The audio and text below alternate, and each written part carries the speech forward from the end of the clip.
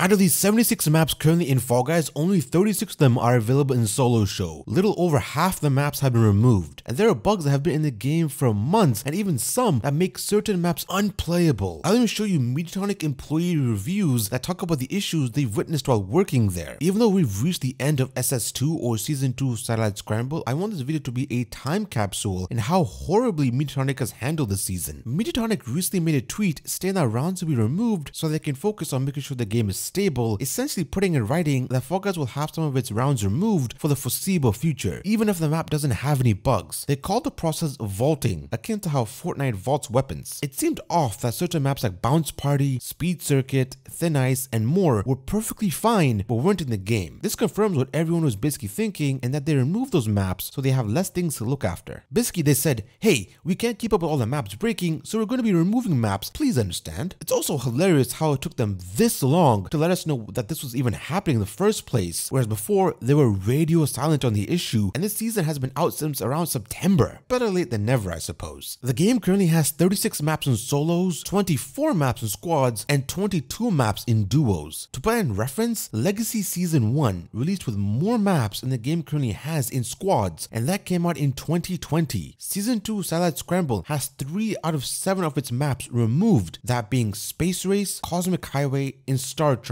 And those maps have been removed for over a month, actually almost 2 months in the case of Space Race, and they still haven't been brought back. I wouldn't be surprised if they're gonna bring those maps back at the start of Season 3. Space Race and Cosmic Highway are the Round 1 and Round 2 race maps, so basically, since they've been removed, we've been getting DoorDash Whirligig as Round 1 in their place. However, Mediatonic did say that SS3 or Season 3 will have 40 plus rounds. Now, we aren't sure if that means in all the modes or just in solos. Does the number also include variations? Do they consider variations to be its own map? If they do consider variations to be its own map, 40 plus really isn't a lot, because most maps have multiple variations, or either going to make it to where most maps can only have 1 or 2 variations at most. At the moment, it's unclear if Mediatonic will vault certain maps and bring back other maps to replace them on a consistent basis. For example, if they vault 4 maps, will they put back 4 previously vaulted maps into the game? I would love to be wrong on this, but I don't think they'll make this a consistent thing. At least they won't right now. I could see them doing it maybe once or twice a season max, which will make it to where we will still get the same maps over and over again for long stretches of time. They basically have vaulting maps, so developers and quality assurance people don't have to look after an incredible amount of maps all at once. I am aware that bloat is a thing in live service games, but vaulting half your maps? That's just ridiculous. This comment by user Triflux Warrior is something I agree with. Vaulting 10% of your maps is fine, but on the other hand, 50%? Just no. I wouldn't be surprised if the people at Mediatonic aren't happy with the fact they have to vault 50% of their maps. Season 2 Satellite Scramble, or SS2, introduced variations into the game for the first time in over a year. The last time they added variations was in Legacy Season 5, but they made it to where you can only get maps with Season 2 variations. Most maps in the game have multiple variations, but we're stuck with just one variant. When you play a game of Fall Guys, I guarantee you'll either get a game of DoorDash, Whirligig,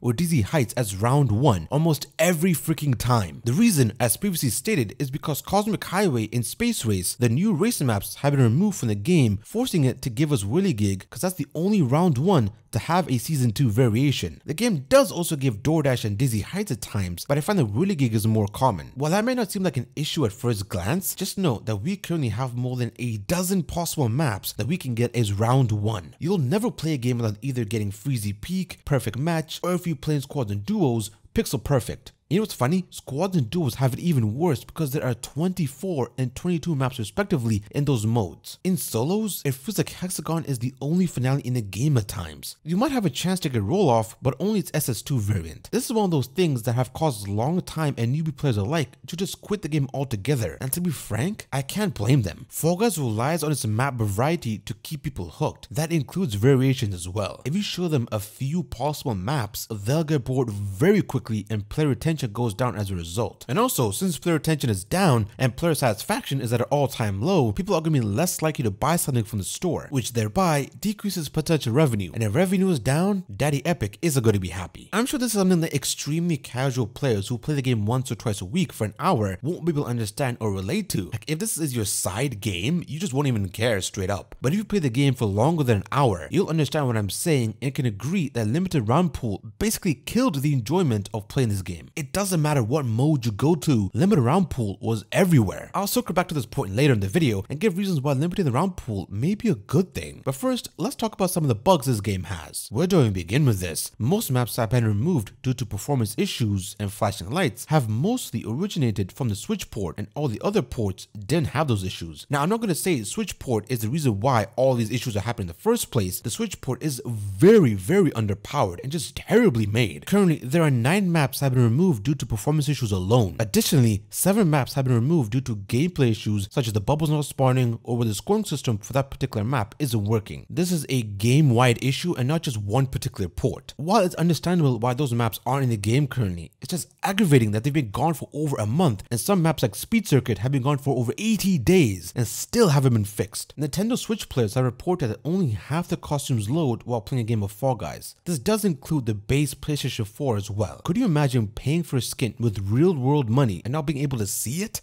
That's just outrageous. Images just straight up do not load on the Switch port. Live event pages will just show white rectangles and boxes. Even I see white squares in place of the tokens sometimes, and I play on PC. PlayStation players have said that the game doesn't give them the trophy or achievement when they've completed the challenge for it. This has been an issue since June, or when the game went free to play. It's currently November, or 4 freaking months, and it still hasn't been fixed. PS5 players have said that the audio plays really quietly during the game, but really loud when they're on the main menu. And I can't forget to mention about the invisible walls on the finish line, which made it so you couldn't cross the finish line. This bug is currently only on the Switch port, big surprise there. Basically, it's when a player crosses the finish line, the game doesn't remove the physical body of the player, so you're basically hitting the player over and over, even though the body isn't on the screen. This bug has been festering the Switch port for over a month, or maybe even longer. Now, this is one of those bugs that when Season 3 comes out, I wouldn't be surprised if it gets patched. Do not get me started on the game crashing. Switch players are prone to crashes like there's no tomorrow. Heck, even I've suffered from the game crashing once or twice on me, and I play on the Steam version of the game. Thankfully, it's never crashed on me while playing a game, but I can't say the same for the Switch players though. Your game crashing is game-breaking stuff, especially if it's on a port like the Nintendo Switch, where the majority of your money spenders are. And while on the topic of the Switch, can we just talk about how some maps run like absolute crap on it? Cosmic Highway, when it was in the game, ran at like 5 to 10 frames per second. Leading Light also ran really badly on the Switch, and Leading Light also ran bad on the PC and all the other ports as well. The Switch is definitely, as I said previously, very underdeveloped because Fall Guys is a very CPU intensive game. Basically, it has to render each player 30 times a second or 30 frames per second. And the Switch port actually had its recording feature taken away, then it had it added back and then taken away again. The reason they took the recording feature away was because it was actually causing the flashing issues, which while it does suck, I am glad that they actually took it away, because definitely other games like Fortnite doesn't actually have the recording feature because, well, again, the Switch port is utterly crap, and the Switch in general is a very underpowered system, and really only first-party developers are able to take advantage of the Switch hardware. Pixel Painters, when I'm recording this video, currently has a bug where 2 teams will spawn in the same arena, making it to where no one can qualify. Though I will say, the bug where a player from the other area could climb the invisible wall and get into your arena has been patched, and thank goodness for that. Basically, all they did was raise the wall higher, which is hilarious because they could have done that before the map came out, and it just took them a very long time to even do that in the first place, but I digress. Listen, I could go on and on about the sheer amount of bugs this game has. I could literally be here for another 10 or 20 minutes talking about it, but I will say this, no game will ever have 0 bugs, especially a live service game, so it's expected. Most of the bugs I've listed range from very annoying to game breaking. The fact that most of these bugs have been in the game for months and still haven't been patched is unacceptable. What I find hilarious is when the store has a bug, it will get patched quickly, though it did take them 4 or 5 months to add a hold to purchase feature, and it should have been out when the new store went live. Literally, the November patch notes had like maybe 3 lines, and I just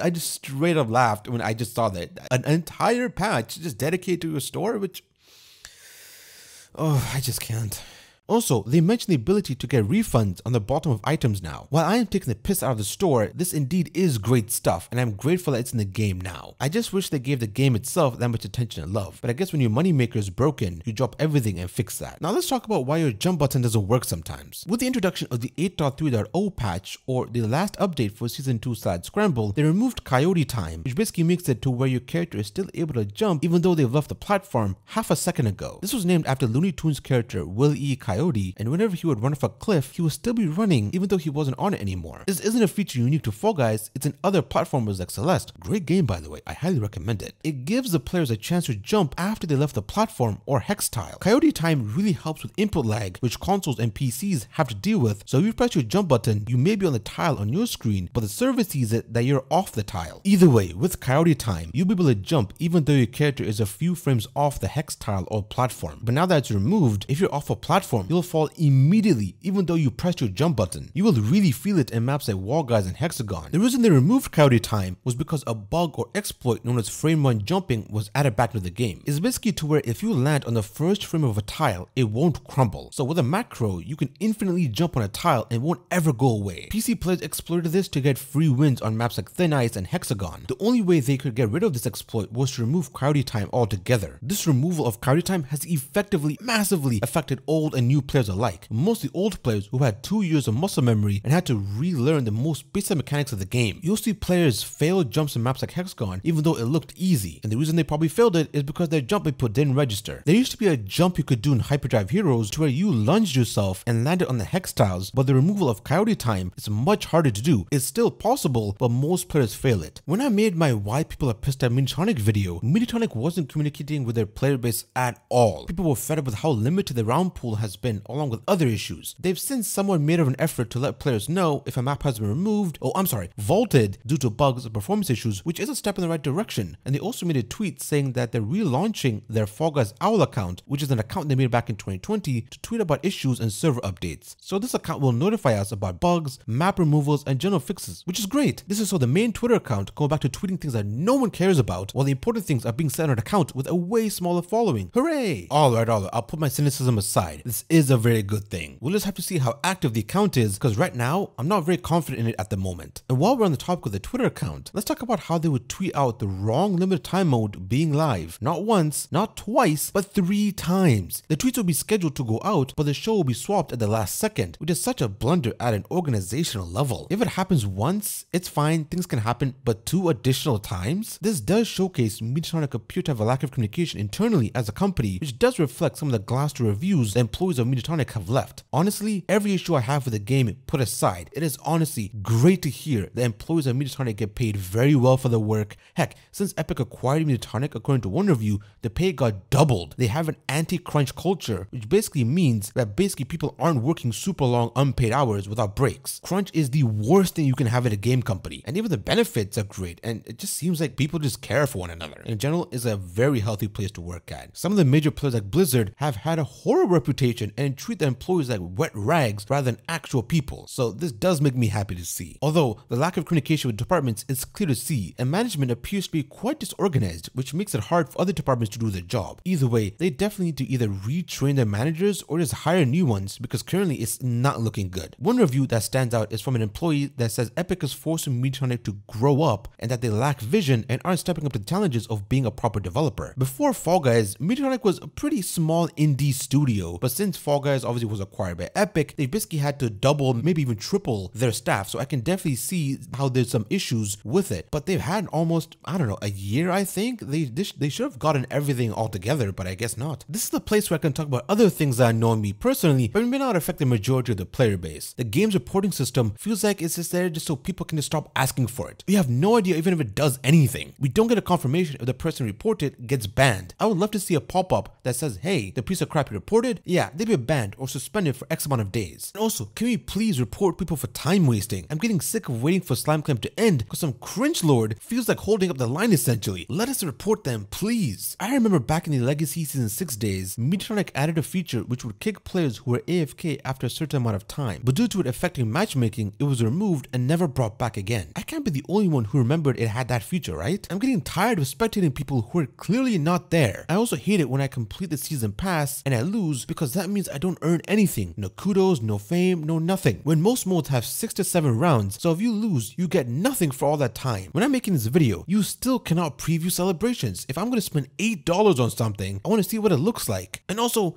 on the topic of $8, they are definitely not worth $8, especially when you can skip them. Did you know that Pixel Painter is actually classified as a race round, even though Mediatonic has tweeted that it's a logic round? Like, why is it a race round? It's been like this since the map came out almost 2 months ago. I wouldn't wouldn't be surprised if it's because they needed a race map so they could serve it as a round 2 or round 1 map in squads, but that's just my theory on it. Kudos, the game's earnable currency, is a joke since the game went free to play. The only way you can earn kudos is either the daily challenges, which is capped to 200 a day, or 1400 a week. The season pass gives out a paltry 2700 kudos. Oh yeah, and once you've passed level 100, well, good luck, because you don't get any kudos from the pass after that. Oh yeah, and the live events that no one really plays because the rewards are terrible and at most are advertisements for the new shiny collab skin in the store, yeah, those give you 200 kudos. The season pass before the game went free to play used to give out 24,000 kudos. We get 21,300 kudos less from something we pay real world money for. I recommend you watch my Why People Are Pissed at Mediatonic video because I go in deeper on the terrible economy this game has. I've also made another video on skipless matchmaking and why people want it removed from Fall Guys, so I'll give the summary here. SSBMM was added to Solo Show and only that in April 2022. It has 3 tiers or buckets as it's referred to as in the game's code: low bucket, medium bucket, and high bucket. And the maps are locked behind the tier system. For example, Soundscraper is only available if you're in the high tier. 36 maps are in the high tier, whereas only 25 are in the low tier, and it puts you in a tier based on your skill score. If you lose a game, your skill score will decrease, and if you win a game, your skill score will go higher. It doesn't matter how much crowns you have, your skill score can fluctuate based on how well you perform. People hate the idea of having to play against a whole lobby of pro players where if they screw up once or twice, you're basically done for. Personally, I think it should remain in the game, but it definitely needs to be tweaked and worked on. Let's circle back to the first topic of the video, shall we, and explain how limiting the round pool could be a good thing. This would only really benefit 2 extremes: the newbie players and then Mediatonic themselves. Let's talk about how to benefit Mediatonic first. The more maps they have in rotation at once, the more maps they need to maintain and look after. If something were to break in Satellite Scramble, for example, you would need to check other maps that share the same obstacles. For example, the low gravity zone, which a ton of maps have, and the low gravity zones have been vaulted due to it flashing really fast, which could cause seizures if left unchecked. Although not all maps that have low gravity zones have been vaulted, but certain maps like Space Race and Satellite Scramble have been vaulted because of it. If they vault maps, they will have less stuff to maintain, though at the cost of player retention. And now, as for newbies, if the round pool is limited, they can get a chance to get better at certain maps since they'll have repeated exposure to them. Bloat in a live service game is a thing, and by limiting the maps, Mediatonic can make old and tired maps feel fresh again by vaulting it for a while and then bringing it back later. The maps that are vaulted usually appear in certain LTMs or limited time modes, which will make people flock to them and play it more. Do I agree with this? No, I would love to see all the maps in the game, but I do understand that having nearly 80 maps in the game can be a nightmare to maintain. But vaulting maps is a cheap way to make older maps feel new again. I, along with others, want the best for this game, and I hold out hope that in the long term, the game will fix most of these issues.